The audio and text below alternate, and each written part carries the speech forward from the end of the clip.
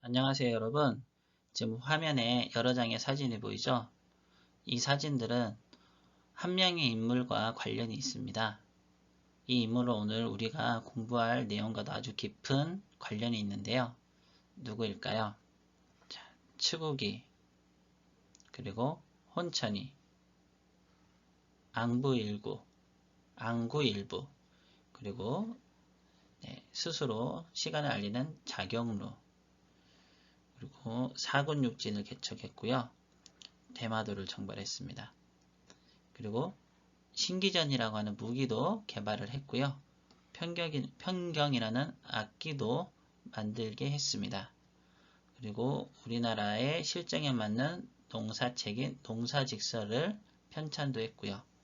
결정적으로 여러분들 훈민정음을 만드신 분입니다. 바로 누구인가요? 그렇죠. 세종대왕입니다. 자, 오늘은 우리가 공부할 문제는 세종대왕 때 이루어낸 조선의 발전이라는 주제를 가지고 공부를 하도록 하겠습니다. 자, 그럼 먼저 세종대왕에 대해서 알아봐야겠죠? 네, 세종대왕은 1397년에 태어나서 1450년에 돌아가셨는데요. 생일이 5월 15일입니다. 5월 15일이 여러분들 무슨 날인지 기억나죠? 네, 바로 스승의 날이죠. 네, 세종대왕이 민족의 스승이라고 생각을 하고 세종대왕의 탄신일을 스승의 날로 정한 것 같습니다. 세종대왕의 원래 이름은 이도입니다. 조선시대 때 왕족들은 이름을 외자, 한자로 지었습니다. 왕이나 왕족들이 사용한 이름은 백성들이 사용할 수 없었거든요. 그래서 이름을 두 글자씩 사용하면 없어지는 한자가 너무 많잖아요. 그래서 한 글자씩 지었다고 합니다. 그리고 세종대왕의 재위 기간은 1418년부터 1450년까지이고요. 우리가 흔히 이제 세종대왕 하는데 이 세종이라는 명칭은 묘호입니다. 자, 묘호는 왕이 죽은 뒤에 종묘에 신의를 모실 때 붙이는 호라고 했습니다. 네, 종묘는 여러분들 조선의 왕과 그 다음에 그 왕의 부인이 돌아가시면 신의를 모셔놓는 곳입니다. 이 신의에 붙이는 호가 바로 묘호고요. 세종이라는 이 묘호는 세종대왕이 돌아가신 뒤에 생긴 겁니다. 여러분들. 그러니까 세종대왕이 어렸을 때 왕이 되기 전에는 도라는 이름이 있었고요. 왕이 되고 난 뒤에는 아무도 그 이름을 부르지 못합니다. 그리고 이 세종이라고 하는 묘호는 세종대왕께서 돌아가신 뒤에 붙여진 것입니다. 그리고 시호는 장언이라고 합니다. 장언은 돌아가신 뒤에 공덕을 찬양해서 추증하는 호라고 합니다. 그래서 이 세종대왕 때 조선왕조 실록의 이름이 세종장언대왕실록이라고 한다고 합니다. 세종대왕의 업적은 가장 큰 업적이 바로 훈민정음이죠. 훈민정음을 만드셨고요. 그 다음에 우리나라의 실정에 맞는 농사책을 편찬하셨습니다. 그리고 국방에도 신경을 많이 써서 왜구의 본거지인 대마도를 정벌했고요. 그 다음에 압록강과 두만강 유역에 백성들을 보내서 이 지역에 우리 백성들이 실거주하게 함으로써 사군육진을 개척했습니다. 그리고 지편전, 그리고 정간보라는 악보도 만드셨고요. 앙구일부 해시계죠. 그 다음에 자경루, 스스로 시간을 알리는 물시계입니다. 그리고 유교 사상을 발전시키셨고 백성들을 위해서 전세제도, 땅에 붙이는 세금도 개편을 하셨습니다. 그리고 국방을 강화하기 위해서 총통과 신기전 같은 무기도 개발을 하셨고요. 자, 그리고 우리 조선만의 달력인 칠정산을 만들었습니다. 아주 다방면에 많은 업적을 이루셨는데요. 우리는 이것을 분야별로 이번 시간에 알아보도록 하겠습니다. 네, 교과서 속으로 세종대왕은 어떤 사람이었을까? 네, 선생님하고 한번 읽어볼게요. 우리나라 사람들이 가장 존경하는 지도자 중에 한 명인 세종은 어떤 사람이었을까? 자, 조선왕조실록에 다음과 같은 내용이 있다 그랬습니다. 세종실록 4년에 굶주리는 백성에게 옷을 벗어 주었다. 자, 그리고 세종 15년 1월에 악기의 소리를 듣고 음이 맞지 않는 것을 바로 알았다. 그리고 세 번째 자료는 세종 32년이네요. 아픈 와중에도 모든 일을 처리하고 잠자리에 들었다. 라고 했습니다. 자, 우리가 이것으로 알 수 있는 세종대왕님은 어떤 사람이었을까요? 바로 이런 사람이지 않았을까요? 네. 굶주리는 백성에게 옷을 벗어주는 것은 네, 백성을 사랑하는 왕. 그리고 악기 소리를 듣고 음이 맞지 않는다는 것을 알았다는 건 절대 음감을 소유했나 봅니다. 네, 그래서 음악적 재능이 뛰어난 왕. 그리고 아픈 와중에도 모든 일을 처리했다고 했죠. 일을 굉장히 열심히 하는 왕이면서 책임감이 아주 강한 왕이라는 것을 알 수 있을 것 같습니다. 자, 그리고 또 세종대왕 하면 절대 빼놓을 수 없는 게 바로 집현전과 장영실입니다. 네, 집현전과 장영실. 집현전은 여러분들 세종대왕 때 처음 만든 것이 아니고요. 원래 고려시대 때부터 있었던 것을요. 세종대왕 때 확대 개편을 한 것이라고 합니다. 이 전까지는 건물도 없었대요. 세종대왕 때 건물까지 번듯하게 만들어 주셨고요. 자, 여기서 학자들을 양성하고 다양한 책들을 제작했습니다. 아까 사진으로 나왔던 농사직설 같은 책도 집현전 학자들을 시켜서 만든 거고요. 자, 그리고 여기에서는 이제 경전과 역사의 강론, 그리고 임금의 자문 역할을 하는 곳이었습니다. 그리고 세종대왕의 명을 받아서 다양한 과학기구를 만들어서 보급하기도 했습니다. 자, 그리고 장영실은 여러분들 노비 출신이라는 건 알죠? 장영실을 처음 그 제주를 보고 등용을 한 것은 세종대왕의 아버지인 태종이었습니다. 자, 조선시대의 발명가겸 과학자고요. 네, 추국이 앙부일구, 앙구일부입니다. 그리고 자경루, 혼천이, 금속활자 등을 개발했습니다. 세종대왕께서 아주 사랑했던 신하 중에 한 명이었고요. 그런데 안타깝게도 노비 출신이라 출생연도는 정확히 잘 모르는데요. 이렇게 이제 세종대왕 때 세종대왕의 총애를 받으면서 이렇게 이제 많은 일을 했었는데요. 결국에는 나중에 세종대왕 왕의 가마를 만들었는데 이 가마가 부서지는 일이 생깁니다. 이렇게 되면서 장영실이 이제 벌을 받게 되고요. 그 뒤에는 어떻게 됐는지 기록에는 남아있지 않다고 합니다. 자, 그럼 세종 때 과학기술의 발전을 먼저 알아보겠는데요. 천체 관측과 역법에 대한 겁니다. 천체 관측 기구로는 혼천이를 만들었습니다. 자, 이 혼천이는 장영실 등이 1443년에 제작을 했고요. 천체의 운행과 그 위치를 측정하는 천체 관측 기구입니다. 자, 이거 보면 요 가운데 있는 게 여러분들 지구입니다. 지구를 중심으로 태양과 달 등이 지구 주변을 도는 모습을 만든 거고요. 자, 그리고 이렇게 지금 기울어진 게 보이죠? 이게 지구 자전축입니다. 그래서 이 자전축이 지구의 중심을 통과하고 있는 모습입니다. 실제로 여러분들 지구가 이렇게 지구의 자전축이 이렇게 반듯하지 않고요. 지구의 자전축은 실제로는 이렇게 약간 기울어져 있습니다. 이 각도가 23.5도예요. 그 모습을 그대로 이렇게 재현을 해 놓은 거고요. 그리고 이 자전축에 시계 장치를 연결을 해 가지고요. 하루에 1회전 할 수 있도록 만들었다고 합니다. 그래서 계절과 시간의 변화를 알 수 있습니다. 그래서 중요한 거는 계절과 시간의 변화를 알 수 있다는 겁니다. 자, 그리고 치구기는 여러분들 이것도 역시 장영실이 개발을 했고요. 이거는 무려 세계 최초의 강우량 측정 기구입니다. 이탈리아가 1639년, 그리고 프랑스가 1658년, 영국이 1677년부터 관측을 했으니까요. 이거 치구기를 이용해서요.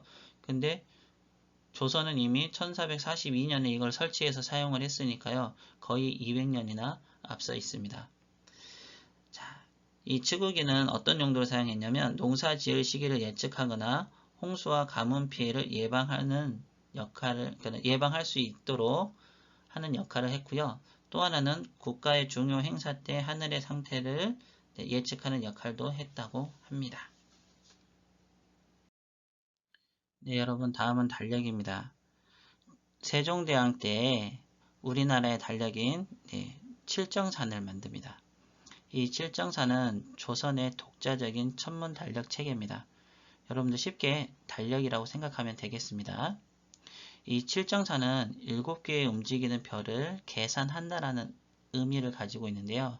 이 7개의 별은 태양, 그리고 달, 수성, 금성, 화성, 목성, 토성이라고 합니다.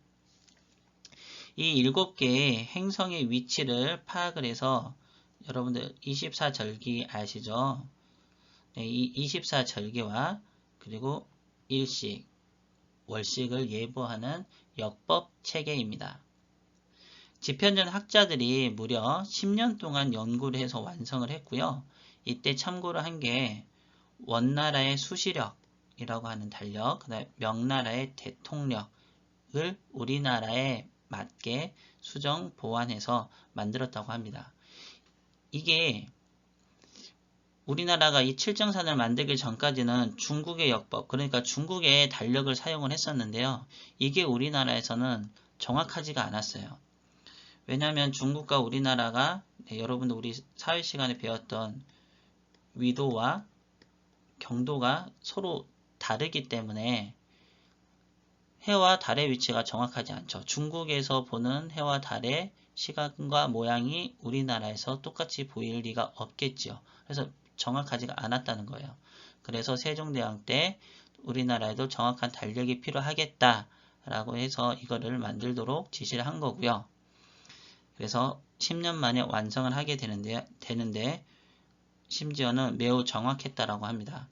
자, 이 칠정산에 의하면 1년이 365.24251 그리고 한 달은 29.530593일로 계산이 되는데 현재 기준과 비교를 해보면 소수점 6번째 자리까지 일치한다고 합니다. 그거는 얼마나 정확한 달력을 만들어냈는지 알 수 있겠죠. 여러분들 우리가 4년마다 한 번씩 2월이 29일까지 있어요. 그쵸? 지금 여기 보면은 1년이 365.2425니까 요게 4년이 되면 거의 1일이 되죠. 그래서 2월달이 4년에 한 번씩 29일까지 있습니다. 하루 더 있는 거죠. 이것 보면은 굉장히 정확하게 만든 달력이라는 것을 알 수가 있습니다. 네, 여러분 다음은 시계입니다. 조선에 여러분 대표적인 해시계가 있죠. 이거를 앙부일구라고 합니다. 요 부자가 여러분들 가마솥을 뜻하는 말입니다. 이 모양을 가만히 보면은 가마솥 모양이에요.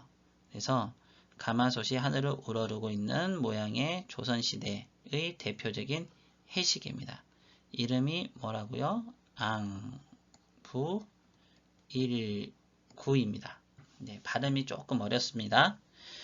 이 앙부일구는 장영실이 감독을 해서 1434년에 제작을 했고요. 서울에 해정교라는 곳이 있고요. 종묘 앞에 설치한 우리나라 최초의 공공시계입니다. 그러니까 세종대왕은 이걸 만들어서 특정 계층만 사용할 수 있게 한 게 아니고요. 바로 백성들이 시간을 알 수 있게 하기 위해서 이걸 만들었다는 것을 알 수 있습니다. 그리고 왜 이제 백성들이 알 수 있게 백성들을 위해서 만들었는지 또 하나의 증거가 바로, 네, 오타가 났네요. 백성들이 글자를 모르는 사람들이 많았잖아요. 그래서 백성들이 쉽게 알아볼 수 있도록 글자와 함께 그림도 같이 넣었습니다. 네, 북극을 맞춘 방구의 중심에 있는 그림자를 통해서, 네, 시간의 변화를 알 수 있도록 했고요.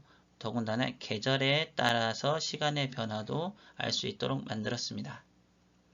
자, 그리고 두 번째가 자경루입니다. 네, 이 자경루는 이 자자가 스스로 자자가 격자가 때린다는 뜻이에요. 네, 스스로 때려서 시간을 알린다라는 겁니다. 그리고 여러분들 이거 루라고 되어 있죠. 이 루가 여러분들 정자 같은 건물을 이야기하는 거거든요. 그래서 이 자경루는 여러분들 옆에 그림이 나와 있지만 꽤 크기가 큽니다. 장영실, 이천, 김조 등이 1434년에 제작을 했고요. 맨 처음에는 물시계만 만들었다고 합니다. 근데 이 물시기가 아니고요. 물시계입니다. 이 물시계에 시간을 자동으로 알리는 장치를 합치면 좋겠다라고 해서 이것까지 합친 게 바로 물시계와 자동시간 알림 장치를 합친 게 바로 자경루인 겁니다.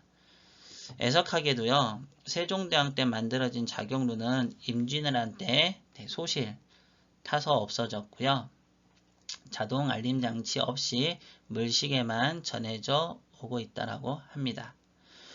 그리고 여기에 보면 여러분 12지신이 나와 있죠. 여러분들 아마 띠 알죠? 띠.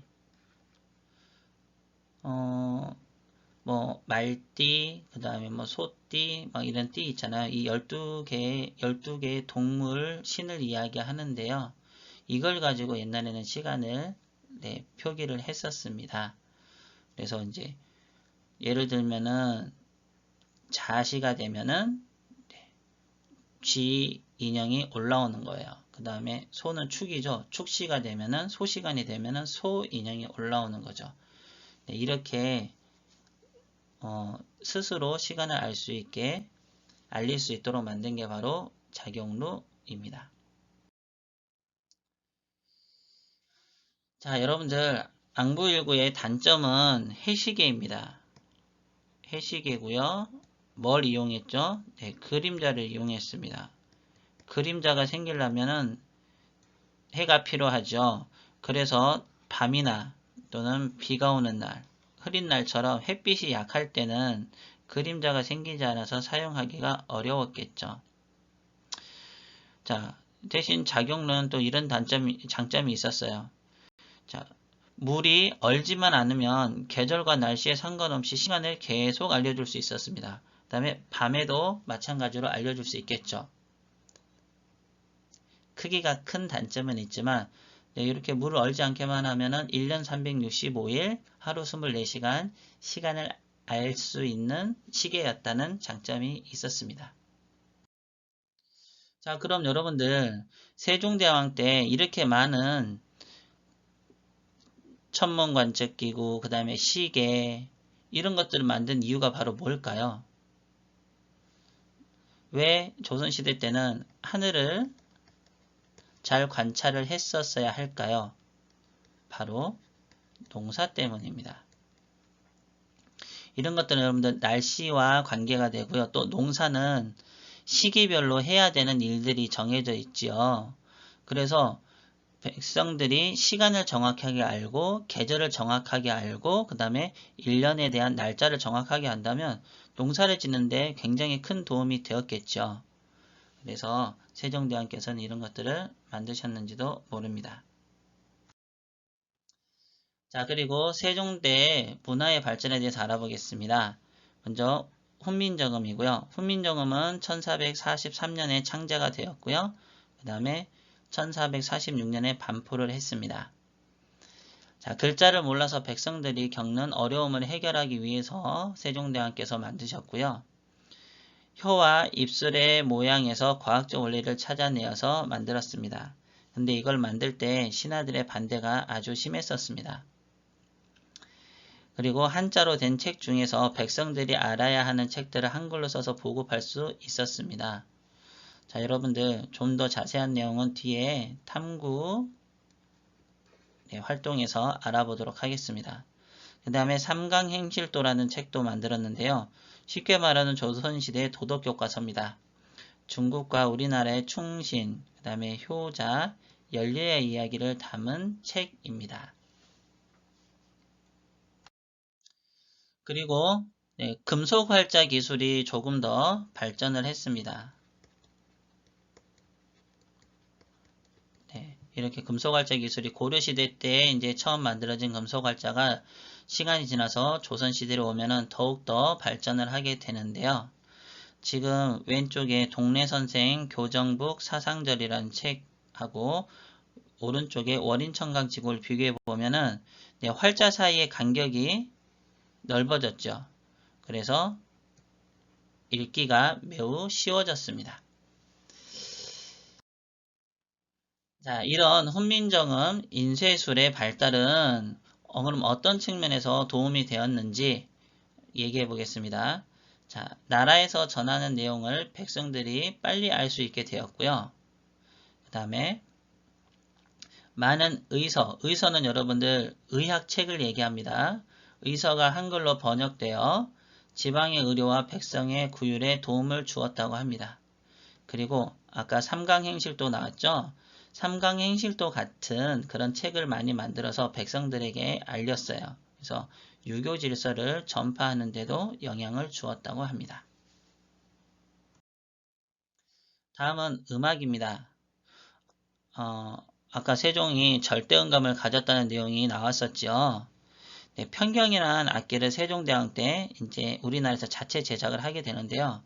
이때 처음 만든 건 아니고요. 원래 고려시대 때부터 수입하던 악기였습니다. 근데 이거를 세종대왕 때 자체 제작을 하게 된 것입니다. 요 편경은 여러분들 쉽게 말하면 이제 돌로 만들었어요. 자, 이걸로 만들었는데 이게 이제 습도나 온도의 영향을 많이 받지 않는다고 해요. 그래서 어떤 일이 있었냐면요. 큰 이제 임진왜란 때 궁궐에서 일하던 악사들 있잖아요. 이 악사들이 피난을 가면서 이 편경을 우물 안에 넣어놓고 갔답니다. 왜냐면 이게 이제 표준음이기 때문에 요 편경만 있으면은 악기들을 다시 만들 수 있다라고 해요. 다른 악기들을요. 그래서 이거를 우물에다가 숨겨두고 이렇게 피난을 갔다라고도 합니다. 이런 악기를 세종대왕 때 자체 제작할 수 있게 된 겁니다. 그리고 종묘제례악이라는 궁중음악을 만드는데요. 이건 우리나라 무형문화재 1호입니다. 종묘와 영년전에서 제향에 쓰이는 음악이라고 했는데 쉽게 얘기하면 왕실의 제사 때 사용하는 음악입니다. 그리고 세종대왕이 창안한 기보법이 있습니다. 이거는 악보를 적는 방법을 이야기하는데요. 정간보라고 합니다. 여기 나와 있지 않는데요. 정간보라고 합니다. 이처럼 세종대왕은 음악에도 아주 조예가 깊었었던 왕이었습니다. 자, 그리고 세종대의 사회발전인데요. 외침에 대비 두 글자로 국방이라고 할 수 있겠죠. 세종대왕 때 국방에 어떤 업적이 있었는지 알아보겠습니다. 사군과 육진을 개척했는데요. 사군은 이게 압록강이죠. 압록강 지역입니다. 그 다음에 육진은 이게 두만강입니다. 두만강 지역입니다. 자, 이 지역을 세종대왕 때 다시 되찾은 건 아니고요. 그 전에 태조와 태종 때 이 지역을 여러분들 다시 우리가 차지를 했습니다. 근데 여기 지금 여진족이 나와 있죠. 이 여진족이 자꾸 국경을 침입해서 들어왔어요. 그리고 우리 백성들을 잡아가거나 죽이거나 자꾸 이랬습니다. 그러니까 조선 입장에서는 굉장히 머리가 아팠겠죠. 자, 그래서 세종대왕 때는 어떻게 하냐면 이 여진족에 대해서 두 가지 정책을 합니다. 회유정책, 우리 잘 지내보자 라고 꼬시는 거죠. 쉽게 얘기하면. 그 다음에 두 번째는 토벌정책. 자꾸 우리를 공격하니까 그럼 우리도 너희를 공격할까 해서 공격을 합니다. 자, 회유 정책은요, 여진족의 귀순을 장려합니다. 그러니까는, 그래, 우리나라 사람이 되라, 조선 사람이 되라 라고 얘기를 하는 거예요. 그래서 관직도 주고 토지와 주택도 주었습니다. 또 하나는 자꾸 와서 사람들을, 백성들을 죽이고 잡아가고, 그 다음에 도둑질을 해가니까 국경무역을 허용을 해주었습니다. 이거는 여진족에게 우리 잘 지내보자 라고 회유를 하는 거고요. 그 다음에 항상 회유만 하는 게 아니고 우리는 너희들을 항상 언제든지 너희보다 센 나라야 라고 얘기를 보여줄 필요가 있겠죠. 네, 이게 토벌 정책인데요. 이게 바로 사군과 육진입니다. 1433년에 최윤덕 장군이 이 사군 지역에서 여진족을 물리치고요. 그 다음에 네, 육진은 김종서가 1434년에 여기서 또 이 육진 지역에서 여진족을 몰아냅니다. 그리고 이제 기간이 1443년, 1449년까지 이렇게 긴데요. 이거는 바로 뭐하고 관련이 있냐면 세종대왕이 자꾸 여기에 이제 우리 주민이 백성들이 안 사니까 여진족이 자꾸 넘어온다고 보고요. 남쪽에 있는 주민들을 이주시킵니다. 이주시켜서 정착시키는 게 바로 이 기간 동안 하게 되는 거예요. 그래서 사군 육진을 안정화시키는 거죠. 백성들이 이주시키고 그 다음에 여진족에게 우리 친하게 지내보자라고 이야기도 하고 또는 때로는 군사를 보내서 강하게 공격을 하기도 하고요. 결국 이때 이제 사군 육진이 확정이 되면서 오늘날의 국경선이 확정이 되게 됩니다. 자, 또 하나는 대마도 정벌입니다. 고려시대 말에 우리 배울 때요. 지난 고려를 배울 때 고려시대 말에 왜구의 침입이 굉장히 심했었다고 했죠. 이 왜구를 물리치고 하면서 최영 장군과 이성계 장군이 고려 말에 강한 힘을 가진 세력으로 성장했다고 배웠었는데요. 실제로 이 대마도가요. 왜구의 중심지였어요. 본거지. 그래서 여기를 3번에 걸쳐서 정벌을 합니다. 그래서 1차 정벌은 고려 때, 2차 정벌은 태조 때, 이성계가 이제 조선을 처음 세우고 나서 바로 이 3차 정벌이 세종대왕 됩니다. 이게 세종대왕 1년 때예요. 왕이 되자마자. 왜구의 피해가 점점 커지니까 아예 왜구의 본거지를 정벌하기로 합니다. 그리고 이게 이제 1419년에 이제 하게 되는데요. 이종무 장군을 중심으로 해서 가게 됩니다. 그래서 대마도에서 항복을 받아내고요. 한동안은 왜구의 침입이 방지되었었다라고 합니다. 자, 이렇게 여러분들 세종 때 조선이 이렇게 발전할 수 있었던 이유는 여러분들 이제 세종대왕께서는 조선의 4대 임금입니다. 그러니까 나라가 세워지고 나서 시간이 어느 정도 지났죠. 그래서 조선도 이제 안정이 되어 가는 거예요. 이제 안정이 되어 가니까 이제 백성들을 돌볼 여력도 생기는 거고요. 그 다음에 대외 정책도 할 수 있고, 그 다음에 국방에도 힘을 기울일 수가 있었던 거죠. 자, 고려 말 중국과의 교류로 다양한 문화적 배경이 형성이 되었고요. 그 다음에 세종 때에 이르러서 조선의 제도가 이제 정비가 되고 안정이 되었습니다. 그리고 무엇보다 중요한 것은 왕권이 강화되었기 때문에 세종대왕 때에 이렇게 조선이 발전을 할 수 있었던 것입니다. 훈민정음은 어떻게 만들었는지 알아보겠습니다. 자, 여러분들 교과서에 있는 자료 1번을 보시면 되겠습니다. 교과서 맨 뒤에 있습니다. 자, 영상을 멈추고 질문 3개에 대한 답을 적어보도록 하십시오. 자, 영상을 멈추세요. 네, 다 했습니까? 선생님과 하나씩 알아보겠습니다. 자, 자료 1번입니다. 1443년 임금님께서 친히 한글 28자를 만드셨다. 네, 28자를 처음 만들었고요. 지금은 24자만 사용하고 있습니다. 간단히 예를 들어보시고 이름을 훈민정음이라고 하셨다. 예, 이거의 뜻은 백성을 가르치는 바른 소리라는 뜻이죠. 자, 만들게 된 이유도 나와 있는데요. 우리나라 말소리가 중국과 달라서 한자와는 서로 통하지 않으므로 백성들은 말하고자 하는 바가 있어도 뜻이 통하지 않았다. 그래서 내가 이를 가엾게 여겨 새로 28자를 만들었으니 백성들로 하여금 쉽게 익혀 나날이 쓰기 편하게를 바란다. 네, 백성들이 편하게 하기를 바라는 마음에서 한글을 만드셨습니다. 네. 백성들이 글을 몰라서 자신의 뜻을 제대로 전달하지 못하는 어려움을 해소하기 위해서 만드셨고요. 네, 백성을 사랑하는 마음이 나와 있죠. 백성을 사랑하는 마음을 애민정신이라고 합니다. 세종대왕님께서는 이 애민정신이 아주 투철하셨던 왕이었습니다.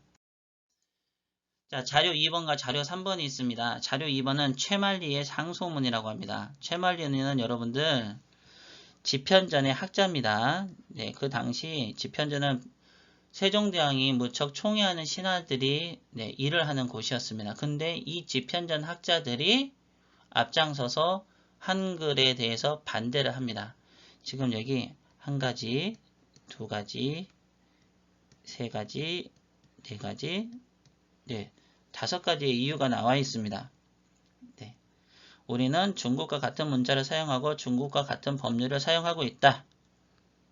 그리고 두 번째가 한글을 만들어 쓰게 되면 오랑캐에 불과하니 훈민정음을 쓰게 되면 중국을 버리고 오랑캐를 따르는 일이 된다. 그리고 세 번째는 훈민정음으로 공부해서 관리가 되면 공부를 많이 하지 않는다. 자, 그리고 백성이 억울한 일을 당하는 것은 글자의 문제가 아니라 관리의 문제다. 사람의 문제다. 라고 한 거고요. 우리 글을 만드는 일이 중요한 여기서 5번째는 우리 글을 만드는 일처럼 중요한 일은 왕이 혼자서 할 게 아니고 어떻게 해야 된다? 여러 신하와 함께 의견을 물어서 해야 한다. 라고 5가지 이유를 댔습니다.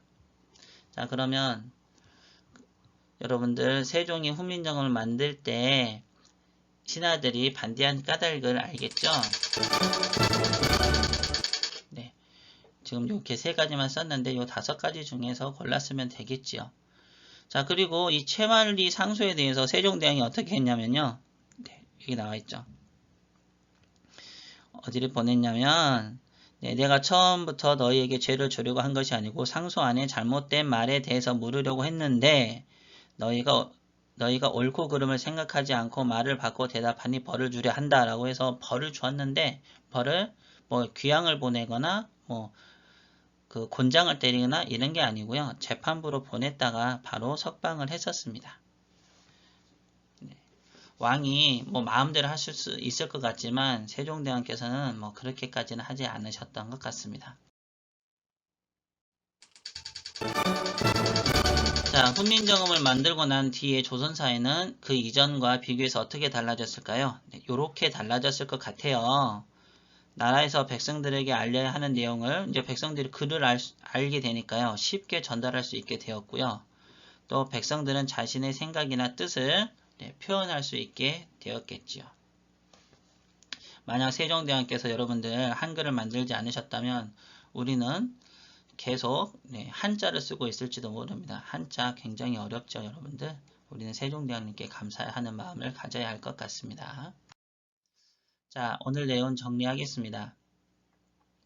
세종대왕 때 과학기술의 발전 중에서 천체 관측과 역법은 조선의 독자적인 천문 달력 체계인 칠정산, 그리고 천문 관측기구인 혼천이, 그리고 세계 최초의 강우량 측정 기구인 추구기를 만들었습니다. 그리고 앙부일구라는 해시계, 그 다음에 시간을 자동으로 알려주는 물시계인 자경루, 이런 것들을 만들었죠. 자, 이런 것들은 여러분들 만든 이유가 백성들이 좀 더 농사를 짓는데 편하게 하기 위해서입니다. 그리고 시간을 알거나 날짜를 대비하는 데 도움이 되었겠죠. 자, 그리고 문화 발전으로는 문자와 인쇄술을 먼저 보면요. 훈민정음을 만드셨고요. 우리나라의 문자죠. 그 다음에 조선시대 도덕교과서인 삼강행실도를 만드셨습니다. 그리고 금속활자 기술을 더욱더 발전시키셨죠. 그래서 인쇄술이 매우 발달을 하게 됩니다. 자, 이런 훈민정음 인쇄술의 발달은 나라에서 전하는 내용을 백성들이 빨리 알 수 있게 되고요. 그 다음에 많은 의서가 의학책이 한글로 번역되어서 지방의료와 백성들 구휼에 도움을 주었습니다. 그리고 세 번째, 유교 질서를 전파하는 데 아주 유용하게 사용되었습니다. 그리고 음악을 보면요. 편경, 세종대왕 때 이제 자체 제작을 하기 시작했다고 했죠. 그 다음에 종묘제략, 왕실의 제향에 쓰이는 음악입니다. 그리고 정간보, 음악을 기록할 수 있는 악보입니다. 그리고 국방 분야를 보면은 사군 육진을 개척해서 오늘날의 국경선을 확정 지었고요. 그 다음에 외고의 본거지인 대마도를 정벌했습니다. 그래서 이렇게 우리나라 국방을 튼튼히 하였습니다. 긴 시간 동안 알아봤는데요. 다음 시간에는 유교 질서를 바탕으로 한 조선 사회의 모습을 알아보도록 하겠습니다. 여러분들 대단히 수고 많았습니다. 다음 시간에 또 만나요.